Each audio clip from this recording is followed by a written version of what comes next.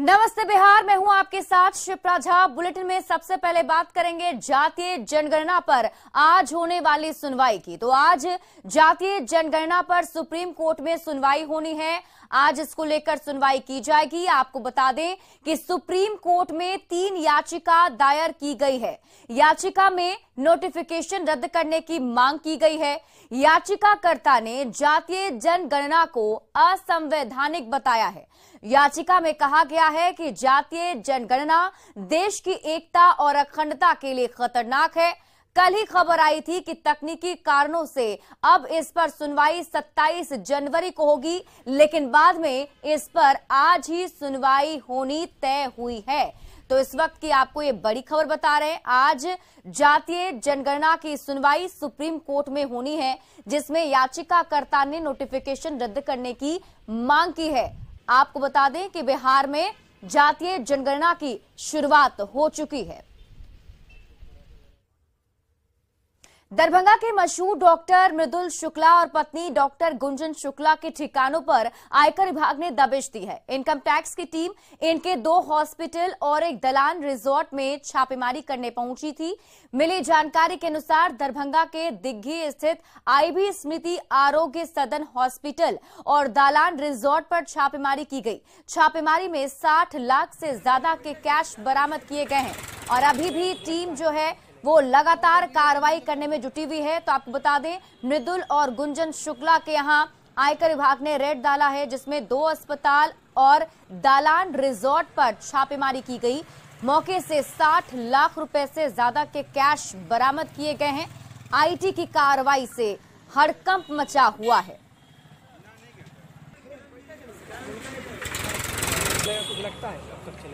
और पटना संवाददाता संजय कुमार अधिक जानकारी के साथ जुड़े हुए हैं। संजय, क्या अपडेट है अभी? देखिए, आईटी की विशेष टीम पटना से पहुंची है और अब तक जो आईटी के सोर्सेज हैं उन्होंने इस बात की जानकारी दी है कि 60 लाख जो है वो कैश रिकवर किया गया है और भारी मात्रा में बड़े पैमाने पर जो डॉक्यूमेंट्स हैं जिसमें कई संपत्तियों का विवरण है वो भी जब्त किया गया है।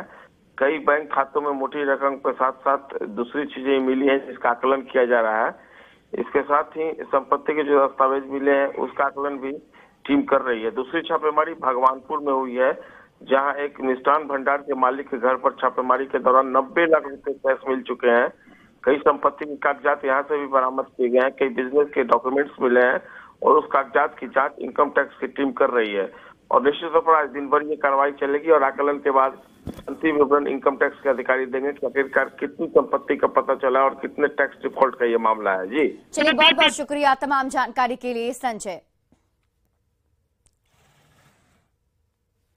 बढ़ते आगे, बिहार में नेताओं की जुबान जहर घोल रही है। अभी आरजेडी कोटे के मंत्री डॉक्टर चंद्रशेखर के रामचरितमानस वाले बयान पर घमासान जारी ही था कि इसी बीच जेडीयू नेता गुलाम रसूल बलियावी के एक भड़काऊ बयान ने सियासत की आग में घी डालने का काम किया है।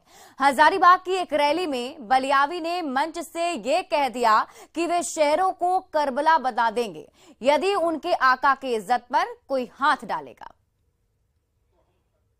में इकट्ठा हुए हैं,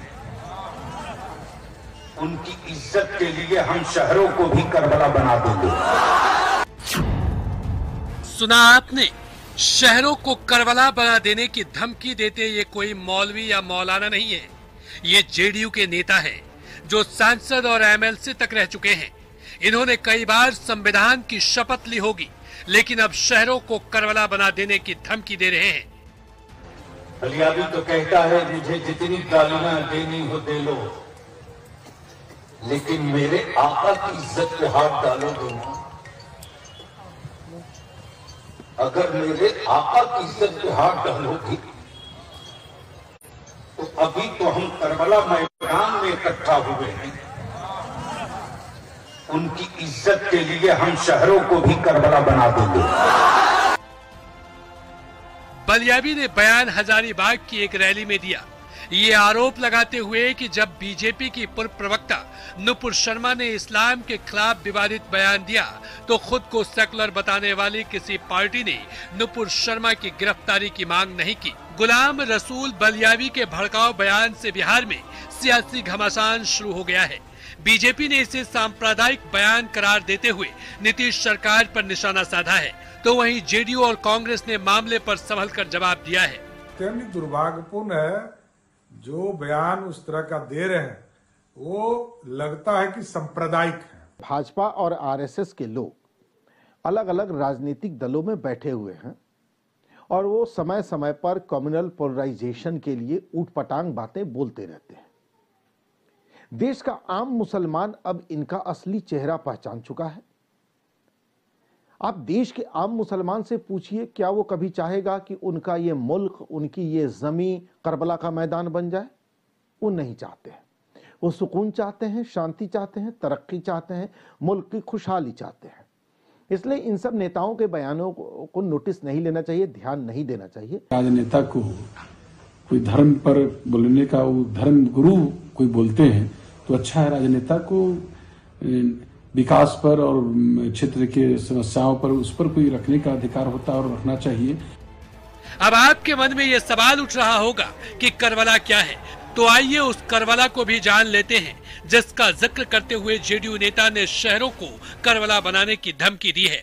करबला इराक की राजधानी बगदाद से 88 किलोमीटर दूर एक शहर है। यहीं पर खुद को इस्लाम का खलीफा घोषित कर चुके यजीद नाम के शासक ने खून की होली खेली थी।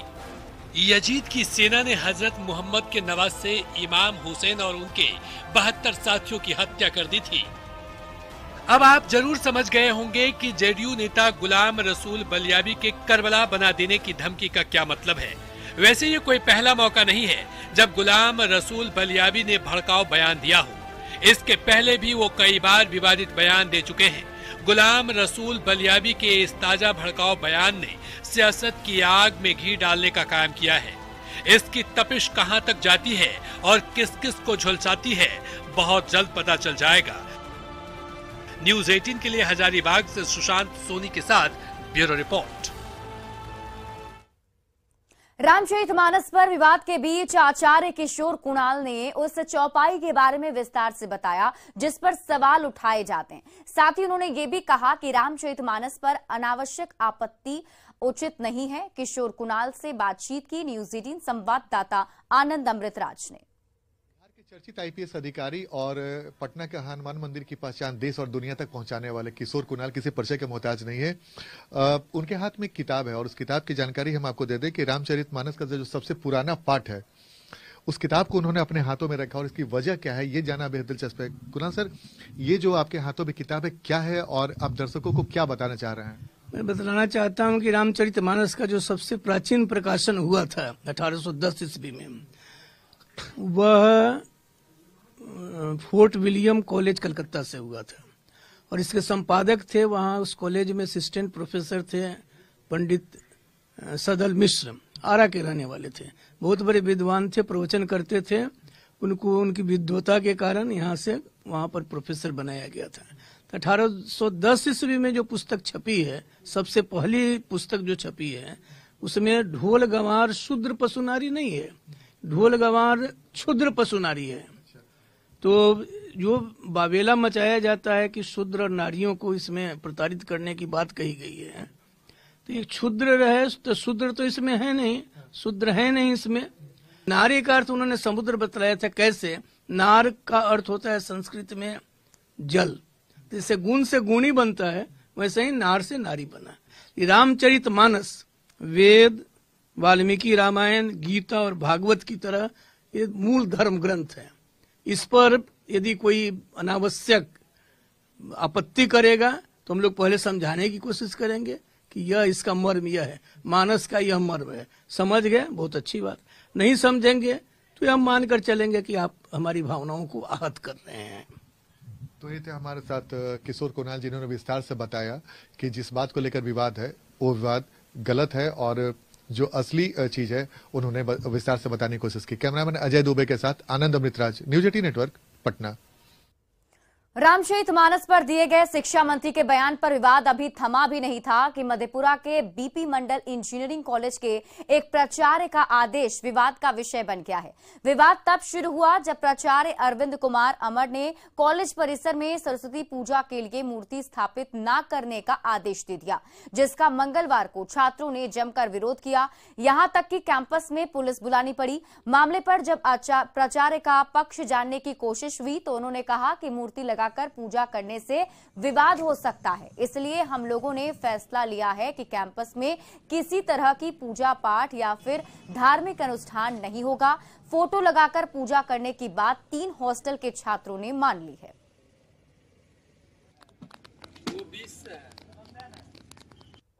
ये तुगलकी फरमान है और हमारे ही देश में हमको अपने पूजा पाठ और जो परंपरा चली आ रही है उससे हमको अलग किया जा रहा है।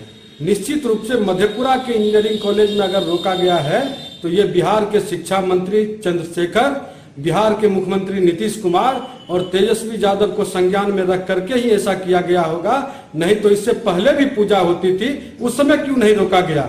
ये सभी लोग दूसरे वर्ग के लोगों को खुश करने के चक्कर में हमें हमारी सभ्यता से अलग करना चाहते हैं। मधेपुरा के लोग इसको कभी बर्दाश्त नहीं करेंगे। मना इसलिए नहीं कर रहे हैं कि उस स्तर से नहीं करना है, अपने रूम में भी करना है। हो सकता है कि अब जैसे माना जाता है कि धर्म की बात तो हम नहीं ज्यादा करना चाहेंगे। आज सरस्वती पूजा है, कल दूसरे कम्युनिटी के आएंगे तो हमको वो भी पूजा करना है, ईसाई धर्म के आएंगे वो भी पूजा करना है, तो ये संभव नहीं है। इसीलिए हम लोग कोशिश की उसको रोका जाए और अपने रूम में ही पूजा कर लिया जाए। बच्चों को हॉस्टल में किसी तरह कर लिया जाए इसको, क्योंकि एक बार प्रथा चालू हो जाएगी तो हर बार ये घटना घटेगी, कुछ न कुछ घटना घटेगी। मधेपुरा के विधायक और शिक्षा मंत्री के रामचरितमानस पर दिए गए बयान के बाद मधेपुरा चर्चा में था, लेकिन एक बार फिर से मधेपुरा के बीपी मंडल इंजीनियरिंग कॉलेज के प्राचार्य का आदेश चर्चा का विषय बना हुआ है। प्राचार्य के द्वारा जो आदेश निकाले गए हैं उसमें परिसर में किसी तरीके का धार्मिक अनुष्ठान करने पर रोक लगाया गया है। हाल ही में सरस्वती पूजा होना है और छात्रों की मांग थी कि परिसर में सरस्वती पूजा करने की अनुमति दी जाए, लेकिन महाविद्यालय प्राचार्य के द्वारा सरस्वती पूजा की अनुमति नहीं दी गई है, जिसके बाद कई तरह के सवाल उठ रहे हैं। प्राचार्य का कहना है कि सुरक्षा कारणों से ऐसा किया गया है, लेकिन लोग इस आदेश पर सवाल खड़ा कर रहे हैं। मध्यप्रदेश न्यूज़ 18 के लिए तुरबसु की रिपोर्ट। बक्सर में किसानों की समस्या को लेकर हो रहे मौन धरना में नेता प्रतिपक्ष विजय सिन्हा भी शामिल हुए। विजय सिन्हा ने बिहार सरकार पर जमकर निशाना साधा और कहा कि ये गोली और लाठी की सरकार है। से उसके पक्ष में जब हमारे सांसद अश्विनी चौबे जी बक्सर में बैठे, इन पर हमला कराना और किसान के खाद का मामला हो, धान क्रय का मामला हो, दाखिल खारिज का मामला हो, उसको मिल रहे अनुदान में भ्रष्टाचार का मामला हो, सब आवाज को लाठी से दबाता है। बेरोजगार नौजवानों की आवाज को लाठी से दबाता है। ये लाठी गोली की सरकार समाधान के लिए नहीं, व्यवधान के लिए मुद्दों से भटकाता है। नागालैंड विधानसभा चुनाव में जेडीयू के बाद आरजेडी के भी उम्मीदवार उतारने की चर्चा है। नागालैंड में दोनों दलों के अलग अलग चुनाव लड़ने की कयासबाजी पर बयानबाजी तेज हो गई है। बीजेपी जहां इस मामले पर चुटकी ले रही है तो कांग्रेस नेताओं का कहना है कि सहयोगी पार्टियों को उनका हाथ मजबूत करना चाहिए। आमने सामने का सवाल नहीं है, हर राज्यों की परिस्थितियां अलग होती हैं और इस सारे चीजों पर तो हमारे पार्टी के नेतृत्व को फैसला करना है। आने वाले समय में 3 प्रदेशों में चुनाव होने वाले हैं, वहां भी हमारी पार्टी मजबूती के साथ चुनाव लड़ेगी। बिहार में महागठबंधन का एक स्वरूप है, लेकिन अन्य प्रदेशों में भी ऐसा स्वरूप हो ऐसा जरूरी नहीं है। लोग साथ या अलग अलग चुनाव लड़ सकते हैं। बिहार की लड़ाई नागालैंड तक आई। अब तक तो बिहार की ही जनता राजद और जदयू के बीच का धींगा मुश्ती देखा करती है, अब नागालैंड की जनता भी इन दोनों के बीच की लड़ाई को देखेगी। तो अगर राजद और जनता दल यूनाइटेड नागालैंड या किसी अन्य प्रदेश में चुनाव लड़ना चाहती है तो उनका स्वागत है, पर फिर भी मैं उनको ये सलाह देना चाहूंगा कि चूंकि इस देश में सीधी सीधी लड़ाई कांग्रेस और भाजपा के बीच में है, इसीलिए एक धड़े का, और चूंकि वो हमारे साथ है इसलिए वो हमारा साथ दे। गोपालगंज में शराब को लेकर प्रशासन की कार्रवाई लगातार जारी है। पुलिस ने हजारों लीटर देसी और विदेशी शराब को नष्ट किया है। पुलिस ने विशेष अभियान चलाकर हजारों लीटर शराब जब्त किया था। कुचायकोट थाना के बलथरी चेकपोस्ट पर पुलिस ने जब्त शराब पर बुलडोजर चलाकर नष्ट किया है। उसके बाद खाली बोतलों को गड्ढा खोदकर जमींदोज कर दिया गया। मजिस्ट्रेट की निगरानी में 5 थानों की पुलिस ने शराब को नष्ट किया है।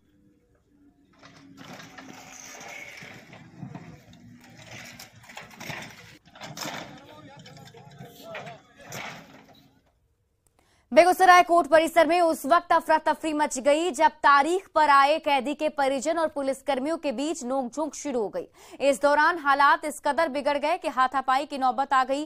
कैदी के परिजनों का आरोप है कि मोबाइल पर बात कराने के लिए पुलिसकर्मी 500 रुपए घूस मांग रहे थे और जब परिजनों ने कैदी को फोन लगाकर मोबाइल देना चाहा था तो सुरक्षा कर्मियों ने मोबाइल छीन लिया था, जिसको लेकर बवाल हो गया।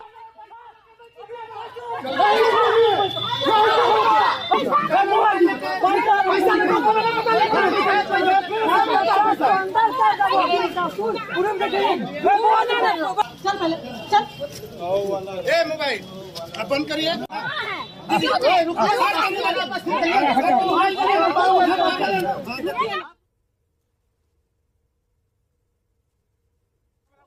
हाँ। वो का तो किसी को मोबाइल दे रहा था मैडम, वो हमको कहा क्या कि मैडम देखिए ये सिपाही मोबाइल दे रहा, वो मेरे साथ बदतमीजी किया, इसीलिए उसको पकड़ के हाजत पर ला रहे थे। क्या नाम हुआ आपका? 2 मिनट बात करेंगे अपना दोस्त यार से।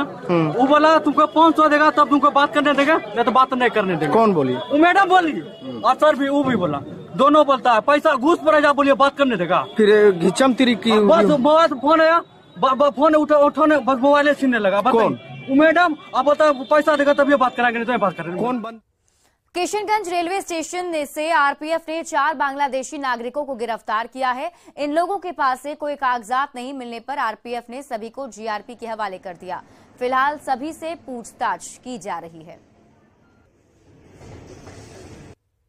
4 संदिग्ध लोग पाए दिखे।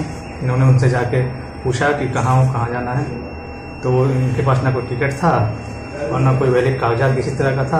लोग पूरा अनभिज्ञता जिक्र किए हैं। तफ्तीश के बाद और क्वेरी के बाद पता तो बांग्लादेशी की कैसे आइडेंटिफाई हुई कि मतलब बताया खुद ही, तब बाद में एक्सेप्ट किया, मतलब पूछताछ के क्रम में हमने आपको बताया कि नालंदा जिले के बेन थाना क्षेत्र के रामगंज गांव में पुलिस ने कार्रवाई करते हुए हथियार बनाने की मिनीगन फैक्ट्री का खुलासा किया और इस कार्रवाई में 4 लोगों को गिरफ्तार किया गया है। यहां से एक अर्धनिर्मित देसी कट्टा, वेल्डिंग मशीन, रेती, देसी कट्टा का बट और हथौड़ी समेत अन्य सामान भी बरामद किए गए हैं।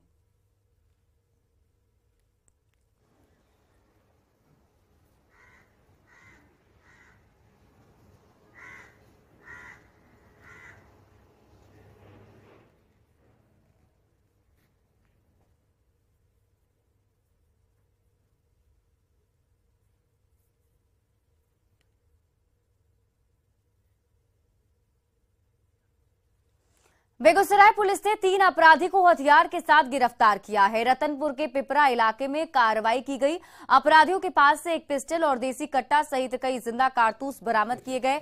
बताया जा रहा है कि अपराधी किसी बड़ी वारदात को अंजाम देने के फिराक में पहुंचे हुए थे। आज रतनपुर ओपी में व्हीकल चेकिंग लगी हुई थी शाम के टाइम में और इसमें करीब 3 लोगों को हिरासत में लिया गया है। इनके पास से तलाशी से एक कट्टा, एक पिस्टल, 7 जिंदा गोलियां, 2 मैगजीन और एक मोटरसाइकिल पुलिस ने बरामद की हैं। पूछताछ में पता चला है कि ये लोग कोई बड़ी घटना को अंजाम देने जा रहे थे। खगड़िया में 100 से अधिक लोगों से ठगी का मामला सामने आया है। चीट फंड कंपनी का ऑफिस खोलकर लोगों से 3-3 हजार रुपए जमा कराए गए और फिर पैसे लेकर कंपनी के लोग फरार हो गए। अब ठगी की शिकार हुई महिलाओं ने खगड़िया एसपी से न्याय की गुहार लगाई। दरअसल चित्रगुप्त नगर के सूर्य मंदिर चौक पर चीट फंड कंपनी ने अपना ऑफिस खोला। घूम घूम कर लोगों को 60,000 रुपए लोन देने का लालच दिया और रजिस्ट्रेशन के नाम पर सबसे 3-3 हजार रुपए वसूले और फिर ऑफिस बंद कर फरार हो गए।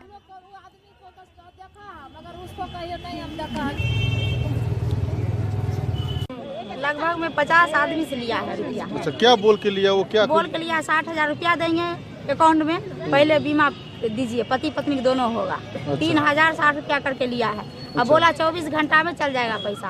अच्छा, कौन ब्रांच का है वो कुछ बताया बैंक का? हाँ, दिया है, पर्ची में लिखा हुआ है। बुलाया था देखने के लिए, देख के गए तो वहाँ 5 स्टाफ था। अच्छा। हाँ, आज आए हैं, जब नहीं पैसा आया चेक करे तो आए तो देखते हैं उखड़ा। वहाँ से लिए तो 10 बजे तक मैं फोन कर लिए तो फोन नहीं धरले, स्विच यहाँ पे स्विच यहाँ पे तो सब कस्टमर के कहते कहले कि चला सब ब्रांचे पर। अभी ब्रांच में लिए तो ताला लॉक लगल है, ताला लॉक लगल है तो कोई आदमी नहीं है, जो पोस्टरो टंगल रहे सब चीज बदल से सब कुछ निकालल। और फिलहाल इस बुलेटिन में अभी के लिए बस इतना ही। आप देखते रहिए न्यूज़ 18 बिहार झारखंड।